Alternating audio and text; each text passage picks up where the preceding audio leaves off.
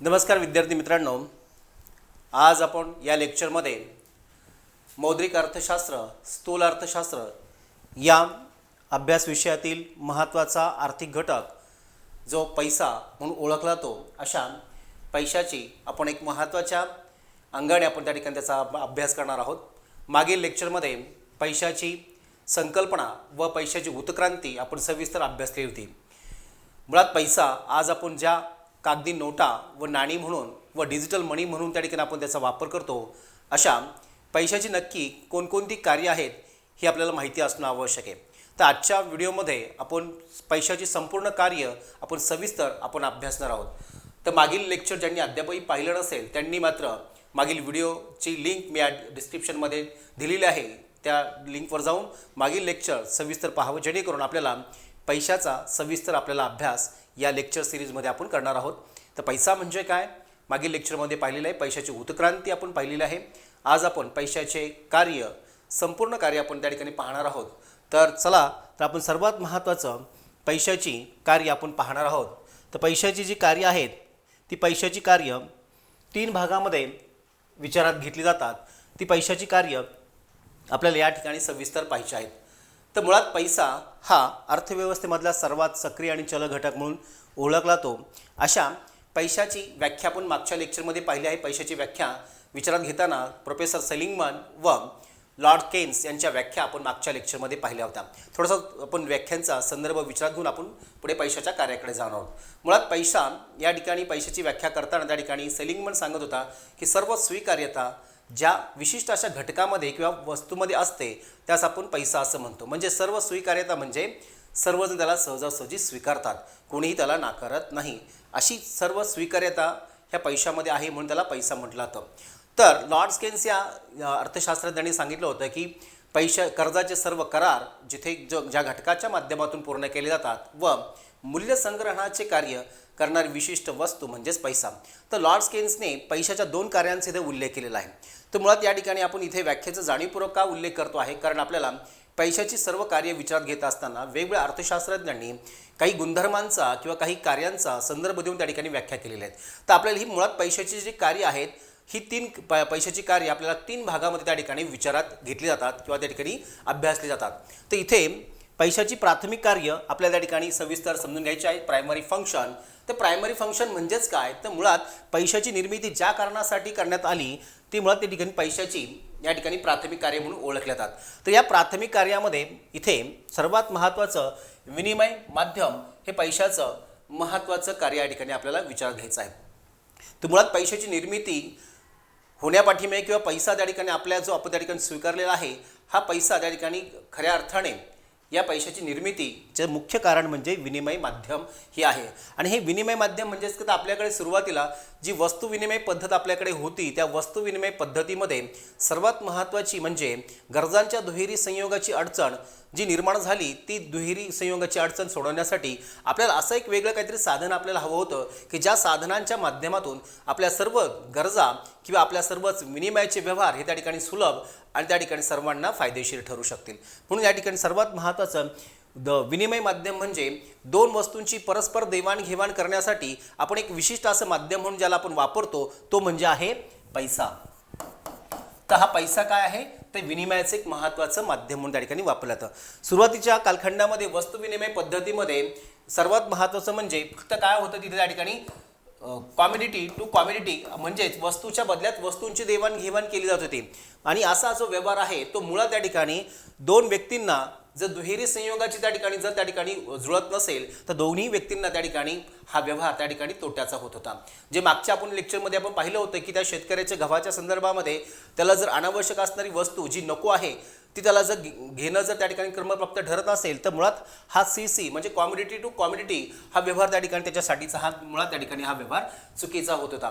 पण आपल्याला त्या ठिकाणी आपल्याला याच्या पलीकडे जाऊन आपल्याला थोडंसं पैसा हा आल्यामुळे त्या ठिकाणी काय झालेलं आहे, मनी, कॉमोडिटी आणि अगेन कॉमोडिटी असा आपल्याकडे त्या ठिकाणी आपला व्यवहार त्या ठिकाणी सुरू झालेला आहे किंवा तो सुलभ झालेला आहे। आपण पैशाच्या सहाय्याने वस्तू खरेदी करू शकतो आणि वस्तूच्या सहाय्याने आपण त्या ठिकाणी पुन्हा आपल्याला पैसा त्या ठिकाणी घेता येतो। म्हणजे आपल्या थोडक्यात इथे पैसा जो आहे तो पैसा आपल्या त्या ठिकाणी इथे वस्तू आपण त्या ठिकाणी खरेदी पण करू शकतो आणि आपल्या सर्व व्यवहार त्या ठिकाणी पूर्ण करू शकतो. जसं की मागच्या लेक्चरमध्ये आपण शेतकऱ्याचं उदाहरण दिलं होतं. शेतकऱ्याने आपला गहू बाजारामध्ये विकून आलेल्या पैशाच्या सहाय्याने तो अनेक प्रकारच्या त्या ठिकाणी आपल्या वस्तूंच्या गरजा त्या ठिकाणी पूर्ण करू शकतो. म्हणजेच काय, तर विनिमयाचं एक महत्त्वाचं साधन म्हणून पैसा त्या ठिकाणी आपल्याला त्या ठिकाणी महत्त्वाचं कार्य करतो.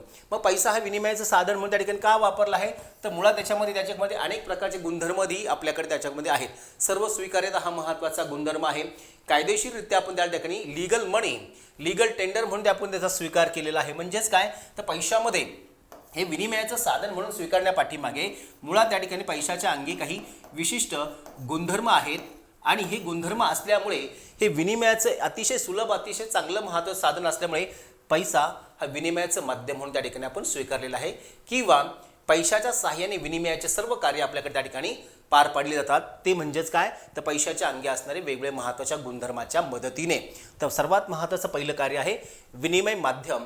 हे सर्वात महत्त्वाचं आहे, ज्याच्यामधनं मनी, कॉम्युनिटी मनी अशा प्रकारचा सुलभ व्यवहार आपल्याकडे ठिकाणी या विनिमय माध्यमातून त्या ठिकाणी आपल्याला पूर्ण करता येतोय.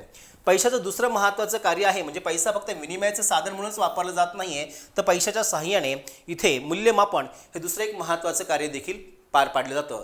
तर पैशाच्या सहाय्याने मूल्यमापन म्हणजेच काय, तर जेवढ्या काही बाजारामध्ये आलेल्या वस्तू आणि सेवा आहेत त्या सर्व वस्तू व सेवांचे मूल्य हे कशामध्ये व्यक्त केलेलं आहे, तर पैशामध्ये व्यक्त केलेलं आहे. तर पैशामध्ये व्यक्त केल्यामुळे त्या ठिकाणी सर्व बाजारात आलेल्या वस्तू त्या ठिकाणी त्यांच्या उपयोगितेनुसार, त्याच्या गरजांच्या तीव्रतेनुसार त्याचे मूल्य त्या ठिकाणी निर्धारित करण्यात आलेले आहे. म्हणजे बाजारात आलेल्या सगळ्याच वस्तू सारख्याच समान आहेत का, तर मुळात नाही आहे. प्रत्येक वस्तूची गरज आणि आवश्यकता आणि त्याची उपयोगिता याचा सारासार विचार करून त्याचे मूल्य हे पैशामध्ये त्या ठिकाणी काय केलेलं आहे, व्यक्त केलेलं आहे. आणि मग इथे बाजारात आलेल्या सर्व वस्तू त्या ठिकाणी आपल्या पैशाच्या मदतीने त्या खरेदी आणि विक्रीचे सर्व व्यवहार त्या ठिकाणी सुलभरित्या त्या ठिकाणी पार पाडले जातात. म्हणजेच विनिमयाचं मूल्यमापनाचं साधन म्हणून पैसा बाजारात त्या ठिकाणी वापरला जात असल्यामुळे आपल्याकडे त्या ठिकाणी इथे मार्केट जी सिस्टीम आहे ती अतिशय चांगल्या पद्धतीने त्या ठिकाणी चालू आहे. म्हणजे बाजार रचना आपण ज्याला म्हणूया किंवा बाजार संरचना किंवा बाजार व्यवस्था आपण ज्याला म्हणूया, मार्केट मेकॅनिझम हे आपल्याकडे चांगलं चालू राहण्यासाठी पैसा आणि पैशामध्ये असणारी मूल्यमापनाचा असणारी क्षमता किंवा मूल्यमापनाचा असणारा गुणधर्म किंवा कार्य याच्यामध्ये त्या ठिकाणी आपल्याकडे पैशाच्या सहाय्याने इथे पैशाच्या सहाय्याने आपल्याकडे सर्व वस्तूंचं आणि सेवांचं मूल्य निर्धारित करण्याचं काम पैशाच्या सहाय्याने केलं जातं. बाजारात आलेल्या सर्व वस्तू आणि सेवा यांचे मूल्य हे पैशामध्येच व्यक्त केले जाते, म्हणून आपण त्याला म्हणायचं पैशाच्या सहाय्याने मूल्यमापनाचं कार्य. मूल्यमापनाबरोबरच पैसा हा अतिशय महत्त्वाचं म्हणजे हा त्या ठिकाणी अकाउंटेबिलिटी म्हणजेच त्या ठिकाणी हिशोब ठेवण्यासाठी देखील त्यासाठी महत्त्वाचा आहे. म्हणजे पैशाच्या सहाय्याने आपल्या त्या ठिकाणी सर्व हिशोब देखील त्या ठिकाणी आपल्याला अद्ययावत किंवा त्या ठिकाणी व्यवस्थित सांभाळून ठेवता येतात. म्हणजे आपल्याकडे कुटुंबाचं बजेट असेल किंवा गव्हर्नमेंटचं बजेट असेल, ॲन्युअल बजेट असेल, अनेक प्रकारचे त्या ठिकाणी व्यवहार हे त्या ठिकाणी आपल्याला हिशोब ठेवणं हे पैशाच्या मूल्याच्या सहाय्याने त्या ठिकाणी शक्य झालेले आहे. म्हणून या ठिकाणी पैशाच्या प्राथमिक कार्यामध्ये विनिमय माध्यम, मीडियम ऑफ एक्सचेंज हे महत्त्वाचं त्या ठिकाणी कार्य आपण त्या ठिकाणी पाहतोय. दुसरं महत्त्वाचं कार्य आहे मूल्यमापन म्हणजेच मेसर्स ऑफ व्हॅल्यू. या ठिकाणी दोन महत्त्वाची कार्य म्हणजेच काय, तर पैशाची प्राथमिक स्वरूपाची कार्य आहे. मुलांनो, ही प्राथमिक स्वरूपाची कार्य म्हणजेच काय, तर मुळात पैशाची निर्मिती ज्या महत्त्वाच्या कारणांसाठी करण्यात आली ते कारणं म्हणजेच पैशाची प्राथमिक कार्य आहेत. ते पैशाची प्राथमिक कार्य आपण त्या ठिकाणी सविस्तर पाहिले आहेत. एक म्हणजे विनिमय माध्यम आणि मूल्यमापन अशी दोन महत्त्वाची कार्य प्राथमिक स्वरूपाच्या कार्यामध्ये त्या ठिकाणी विचारात घेतली जातात. तर आपल्याला थोडंसं पैशाची दुय्यम कार्य आपण पाहूया. तर दुय्यम कार्यामध्ये इथे तीन कार्यांचा इथे उल्लेख केलेला आहे. पैशाच्या दुय्यम कार्यामध्ये इथे मूल्य संचयन, स्टोर ऑफ व्हॅल्यू, मूल्य संक्रमण, ट्रान्सफर ऑफ व्हॅल्यू आणि विलंबित देणी देणे, स्टँडर्ड ऑफ डिफर्ड पेमेंट अशा पद्धतीने आपल्याला तीन महत्त्वाची कार्य इथे आपल्याला दुय्यम कार्यामध्ये विचारात घेतल्या जातात. ज्या पद्धतीने पैशाची निर्मिती ज्या कारणांसाठी झाली त्याला आपण प्राथमिक कार्य म्हणून ओळखतो, तसं इथे दुय्यम कार्य म्हणजेच काय, तर पैशाच्या काही विशिष्ट गुणधर्मामुळे जे सहाय्यकारी कार्य केले जातात त्या पैशाच्या कार्याला आपण काय म्हणायचं, दुय्यम कार्य. तर सेकंडरी फंक्शन जे आहे त्या सेकंडरी फंक्शनमध्ये पहिलं मूल्य संचयन हे महत्त्वाचं कार्य पैशाच्या सहाय्याने केलं जातं. तर मूल्य संचयन म्हणजेच काय, भविष्य काळातील गरजा पूर्ण करण्यासाठी पैशाच्या सहाय्याने आपण त्या ठिकाणी स्टोअर करू शकतो. व्हॅल्यू म्हणजे आपल्याकडे त्या ठिकाणी भविष्यकाळातल्या ज्या अनेक गरजा आहेत त्या गरजा पूर्ण करण्यासाठी आज आपण त्या गरजांच्या स्वरूपाच्या असणाऱ्या वस्तू आज आपण त्या ठिकाणी घेऊन ठेवणार आहोत का, तर ते शक्य नाही आहे. कारण मुळात वस्तूंमध्ये दीर्घकाळ टिकून राहण्याची क्षमता नाही आहे. त्यामुळे त्या ठिकाणी अशा वस्तू आपण त्या ठिकाणी स्टॉक म्हणून त्या ठिकाणी भविष्यकाळाची गरज म्हणून त्या ठिकाणी साचवणं शक्य नाही आहे. म्हणून आपल्याला भविष्यकाळात ज्या ज्या काही गरजा असतील त्या सर्वच गरजांची पूर्तता करण्यासाठी पैशाच्या साहाय्याने पैशाच्या मदतीने आपण त्या ठिकाणी सेविंग करू शकतो, बचत करू शकतो किंवा तो स्टोअर करू शकतो. आणि स्टोअर केलेले पैसे, ती बचत किंवा ते बचतीच्या स्वरूपातला पैसा हा भविष्यकाळामध्ये मग 5 वर्ष असेल किंवा 10 वर्ष असेल त्या पुढच्या कालावधीमध्ये आपण ज्या ज्या हव्या असणाऱ्या गरजा आहेत त्या आपण त्या ठिकाणी पूर्ण करू शकतो. म्हणून आपल्याला इथं सर्वात महत्त्वाचं आहे इथं स्टोअर ऑफ व्हॅल्यू म्हणजे इथे मूल्यांचं संचयन हे पैशाच्या सहाय्याने केलं जातं. आणि हे संचयन का महत्त्वाचं आहे तर भविष्यकाळातील आपल्याला गरज इथे महत्त्वाची आहे. भविष्यकालीन गरजा पूर्ण करण्यासाठी इथे आपल्याला पैशाची त्या ठिकाणी स्टोअर ऑफ व्हॅल्यू ही त्या ठिकाणी महत्त्वाचा गुणधर्म किंवा महत्त्वाचं कार्य हे अतिशय महत्त्वाचं मानलं जातं. भविष्यकाळातील सर्व गरजा म्हणजे मुळात पैसा जो आहे हा पैसा त्या ठिकाणी इथे वर्तमान आणि भविष्यकाळ यातला एक महत्त्वाचा दुवा आहे असं म्हटलं तरी चालेल. म्हणजेच काय इथे भविष्यकाळ इथे दोन महत्त्वाचे इथे आपल्याला वर्तमान काळ आणि भविष्यकाळातला महत्त्वाचा दुवा म्हणजे पैसा म्हणून ओळखला जातो. कारण मुळात पैसा हा मूल्य संचयनाचं कार्य करतो. म्हणून आपल्याला पैशाच्या दुय्यम कार्यामध्ये मूल्य संचयन स्टोअर ऑफ व्हॅल्यू हे महत्त्वाचं कार्य त्या ठिकाणी विचारात घेतलं जातं. पैशाच्या दुय्यम कार्यामध्ये महत्त्वाचं दुसरं एक कार्य आहे ते म्हणजे मूल्य संक्रमण ट्रान्सफर ऑफ व्हॅल्यू. याच्यामध्ये इथे पैशाच्या साहाय्याने मूल्य एका ठिकाणाहून दुसऱ्या ठिकाणी एका व्यक्तीकडून दुसऱ्या ठिकाणी आपल्याला त्या ठिकाणी सहजासहजी त्या ठिकाणी स्थलांतरित करता येतं किंवा ते ट्रान्सफर करता येते. जसं की एका व्यक्तीने आपल्याजवळ असणारी लाख रुपये त्या ठिकाणी दुसऱ्या व्यक्तीला दिले म्हणजे एका व्यक्तीकडून दुसऱ्या व्यक्तीकडे पैशाचं किंवा मूल्याचं त्या ठिकाणी हस्तांतरण झालं, स्थलांतरण झालं किंवा त्या ठिकाणी आपण त्याला म्हणूया ट्रान्सफर झाले.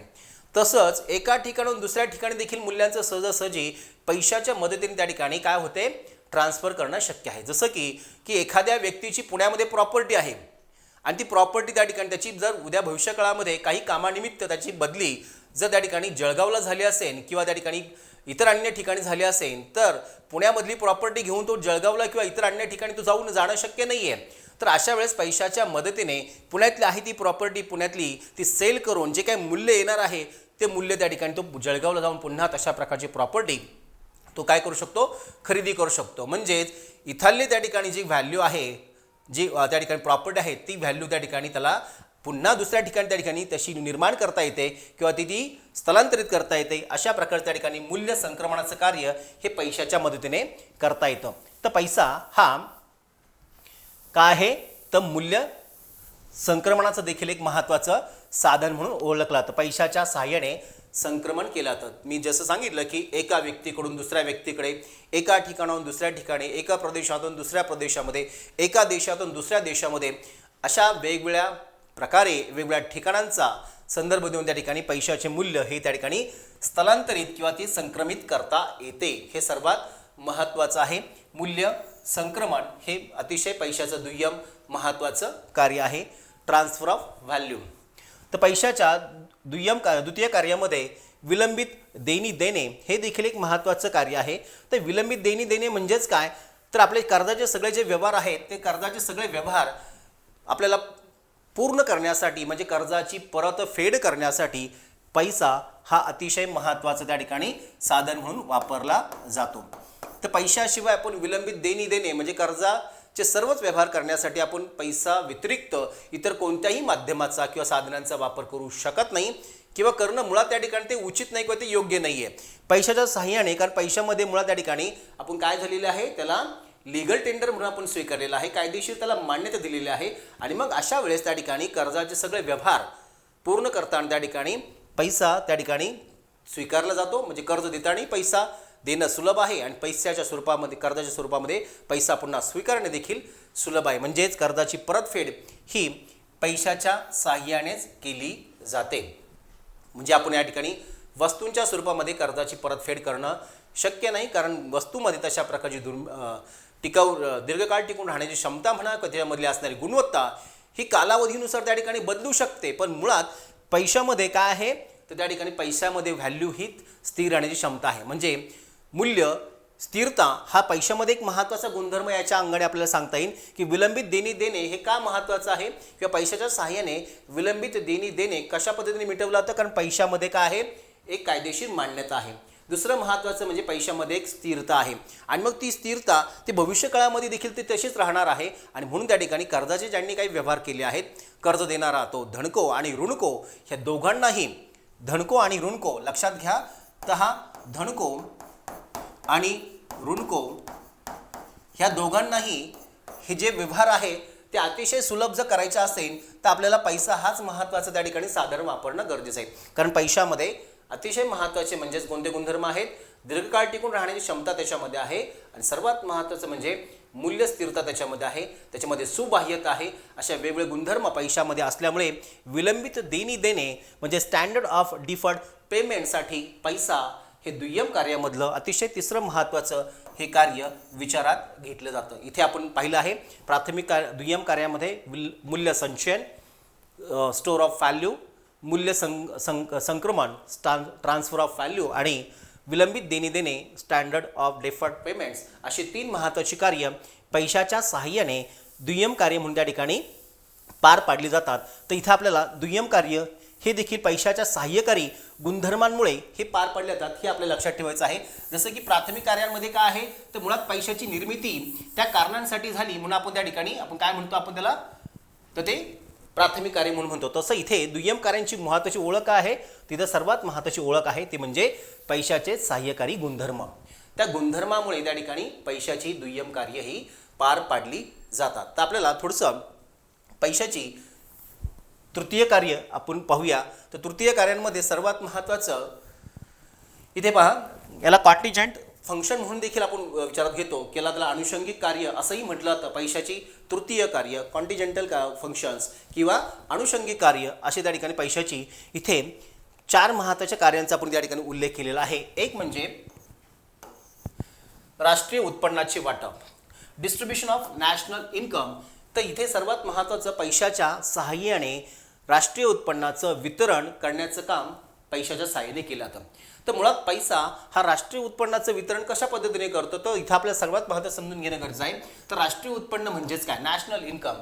तर राष्ट्रीय उत्पन्न म्हणजे काय तर वस्तू विशिष्ट कालावधीमध्ये देशात निर्माण झालेल्या सर्व वस्तू व सेवाचे मूल्य आणि त्या मूल्यांची एकूण बेरीज म्हणजेच राष्ट्रीय उत्पन्न होय. तर इथे आपल्याला गुड्स अँड सर्व्हिस जे आहे त्या गुड्स अँड सर्व्हिस आणि त्याची मूल्य व्हॅल्यू ही जी आहे त्यालाच आपण काय म्हणायचं आहे राष्ट्रीय उत्पन्न म्हणतो. आणि मग हे राष्ट्रीय उत्पन्न जे राष्ट्रीय उत्पन्न आहे ते पैशाच्या सहाय्याने कसं वितरित केलं जातं तर सर्वात महत्त्वाचं म्हणजे ज्या वस्तू आणि सेवा आहेत त्या वस्तू आणि सेवांच्या निर्मितीसाठी वापरली जाणारी सर्वच उत्पादन घटक किती आहेत मुलांनो तर सर्वात महत्त्वाचं म्हणजे 4 आहेत. म्हणजे कोणतंही प्रोडक्शन जर घ्यायचं असेल तर ते प्रोडक्शन घेण्यासाठी आपल्याला 4 महत्त्वाच्या उत्पादन घटकांची म्हणजे प्रोडक्शन फंक्शन 4 प्रोडक्शन फंक्शन आपल्या ठिकाणी लागतात. आणि मग त्या राष्ट्रीय उत्पन्नाच्या निर्मितीमध्ये अप्रत्यक्षरित्या काय झालेलं आहे तर 4 उत्पादन घटकांचं कॉन्ट्रीब्युशन इथं महत्त्वाचं आहे. तर 4 उत्पादन घटक कोणत्या त्या ठिकाणी इथे भूमी असेल, इथे श्रम असेल, भांडवल आणि संयोजक. या 4ही उत्पादन घटकांचे त्या ठिकाणी जे काही मोबदले आहेत ते मोबदल्यांचं वितरण करणे म्हणजेच काय तर राष्ट्रीय उत्पन्नाचं वितरण. लक्षात घ्या. तर राष्ट्रीय उत्पन्न म्हणजेच काय देशात निर्माण होणाऱ्या सर्व वस्तू आणि सेवा आणि त्या वस्तू व सेवांचं पैशाच्या स्वरूपातील मूल्य आणि त्या मूल्यांची एकूण बेरीज म्हणजेच नॅशनल इन्कम. आणि हे नॅशनल इन्कम निर्माण होण्यासाठी ज्या 4 उत्पादन घटकांची त्या ठिकाणी आपल्याला मदत लागते किंवा 4 उत्पादन घटकांशिवाय कोणती वस्तू व सेवा निर्माण केली जाऊ शकत नाही. म्हणजेच कोणकोणते भूमी, श्रम, भांडवल आणि संयोजक, land, labour, capital and entrepreneurs ह्या 4ही उत्पादन घटकांना दिले जाणारे मोबदले हे कशात दिले जातात पैशामध्ये दिले जातात. म्हणजे इथे भूमीला जो दिला जाणारा जो आहे खंड तो खंड कशात दिला तो म्हणजे आपण त्याला काय म्हणूया रेंट. आपण जे आहे इथे रेंट जो आहे इथे तो रेंट आपल्याला हा पैशामध्ये दिला जातो, रेंट हा त्या ठिकाणी पैशात दिला जातो, लेबरला त्या ठिकाणी दिले जाणारे वेजेस, इन्कम हे देखील तुमचं पैशामध्ये दिलं जातं. पुढे भांडवलाला दिलं जाणारा व्याज मीन्स इंटरेस्ट हा देखील पैशामध्ये दिला जातो आणि संयोजकाला दिला जाणारा नफा मीन्स प्रॉफिट हा देखील तुमचा पैशामध्ये दिला जातो. म्हणजे इथे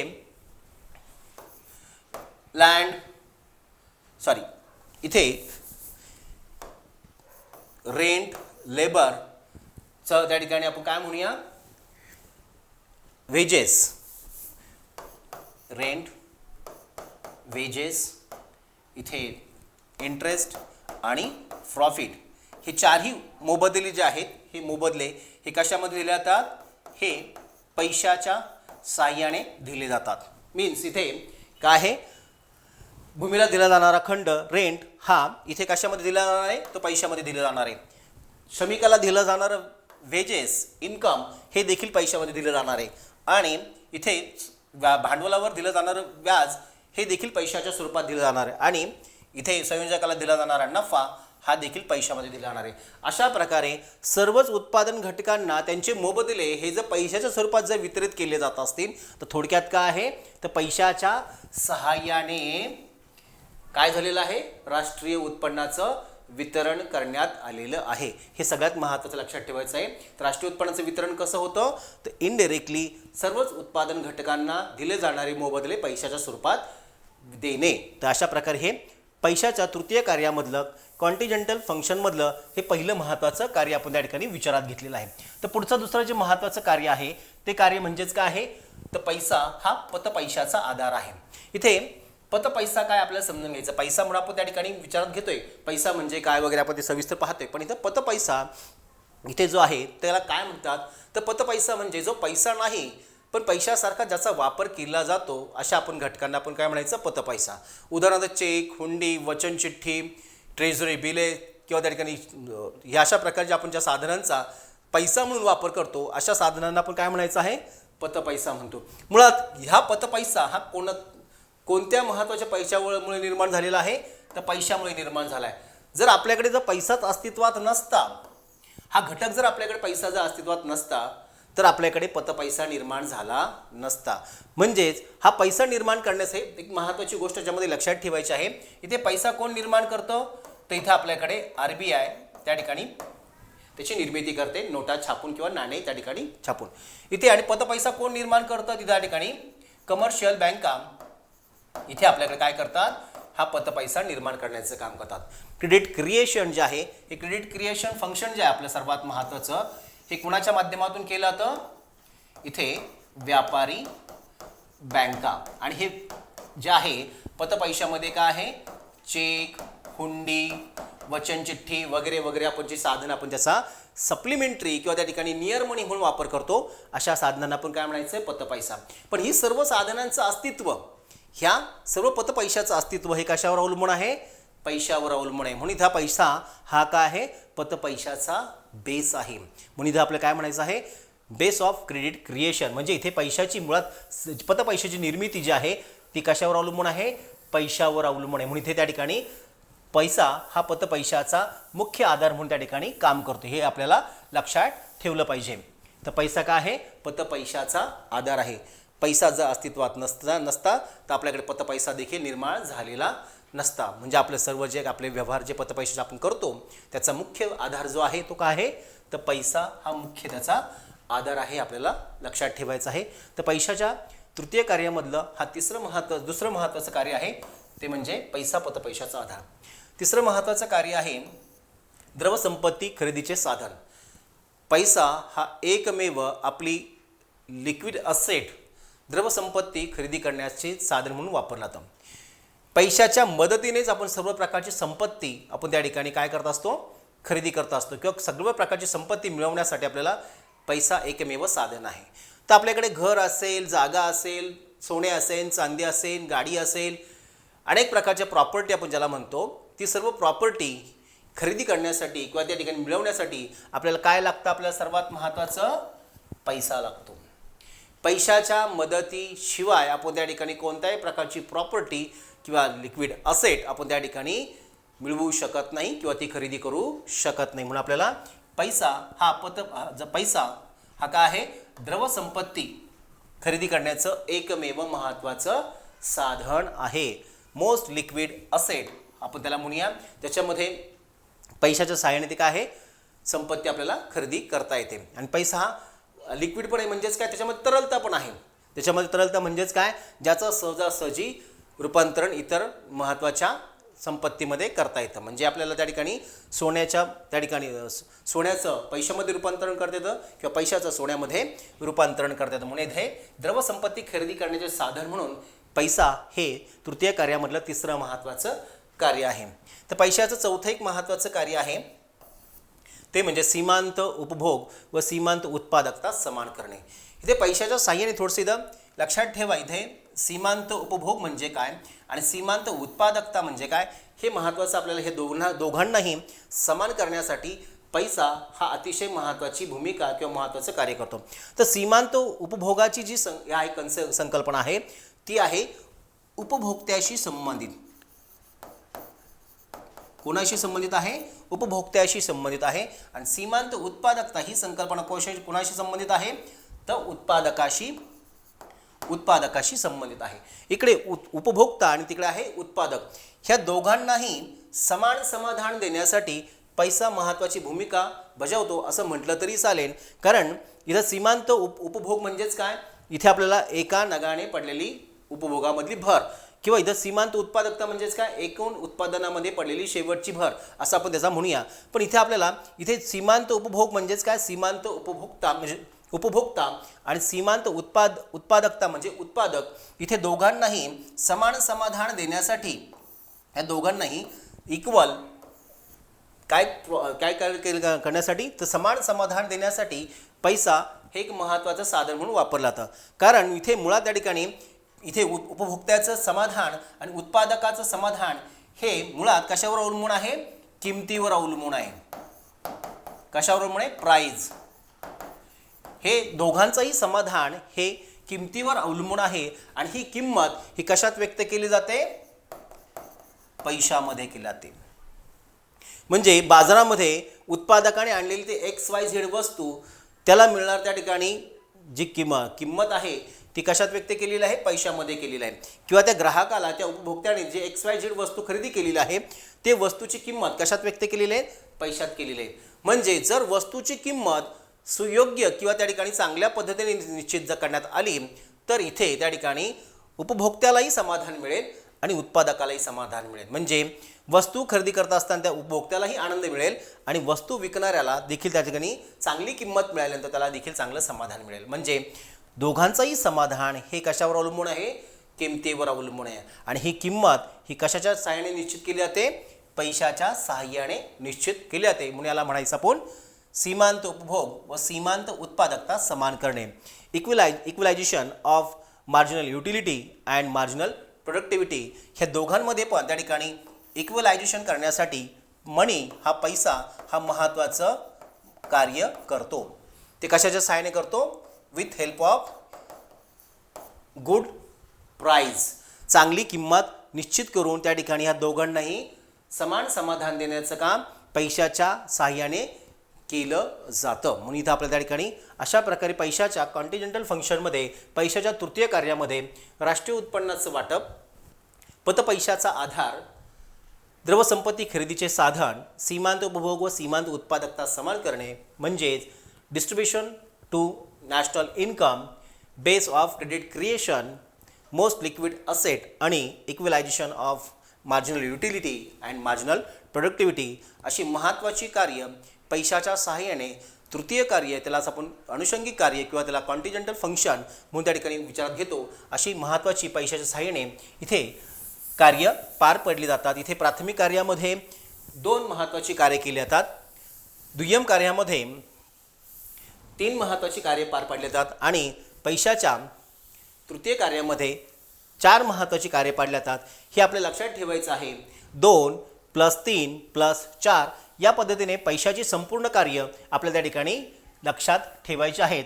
तर आजच्या व्हिडिओमध्ये आपण पैशाची सर्वच कार्य आपण त्या ठिकाणी सविस्तर विचारात घेतली आहे. तर पैशाच्या सहाय्याने सर्वात महत्त्वाचं लक्षात घ्या, इथे पैसा काय आहे, अतिशय महत्त्वाचं साधन आहे. ज्या पैशाच्या मदतीने आपले सर्वच आर्थिक व्यवहार आपण त्या ठिकाणी सुलभरित्या आपण त्या ठिकाणी पूर्ण करण्याचा आपण प्रयत्न करतोय. असा पैसा हा वेगवेगळ्या प्रकारची 3 महत्त्वाची कार्य करतो, आपण त्या ठिकाणी पाहिलेलं आहे. एक म्हणजे प्राथमिक, द्वितीय आणि तृतीय अशा 3 महत्त्वाच्या कार्यांचा आपण संदर्भ आपण सविस्तर विचारात घेतलेला आहे.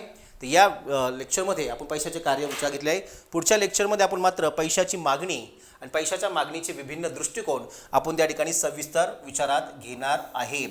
तर ज्या विद्यार्थ्यांनी अद्यापही या चॅनेलला त्या ठिकाणी सबस्क्राईब केलं नसेल त्यांनी चॅनेलला सबस्क्राईब करा, बेल आयकॉनचे बटन प्रेस करा, जेणेकरून आपल्याला पुढच्या लेक्चरचे त्या ठिकाणी नोटिफिकेशन तुम्हाला त्या ठिकाणी सहजासहजी प्राप्त होतील. तर आपण मौद्रिक अर्थशास्त्र, ज्याला स्थूल अर्थशास्त्र असे म्हटलं जातं, या विषयातले महत्त्वाचे सगळेच टॉपिक वाईज आपण त्या ठिकाणी लेक्चर आपण घेतोय मुलांनो. तर आपण पैसा या महत्त्वाच्या लेक्चरच्या सिरीजमध्ये आपण त्या ठिकाणी हे आपलं 3रं लेक्चर आपण त्या ठिकाणी झालेलं आहे. पुढचं लेक्चर मात्र पैशाच्या संदर्भाने पैशाची मागणी, डिमांड फॉर मनी आणि त्याचे डिफरंट ॲप्रोचेस आपण त्या ठिकाणी विचारात घेणार आहे. तर आजच्या पुरतं आपण तुर्तास एवढंच पाहूया, म्हणजे पैशाची कार्य आपण सविस्तर विचार घेतलेला आहे. पुढच्या लेक्चरला मात्र आपण पुन्हा भेटूया एका नवीन टॉपिक बरोबर. पैशाची मागणीचे विभिन्न दृष्टिकोन, demand for money, different approaches. Okay, तर सर्वांना शुभरात्री, गुड नाईट.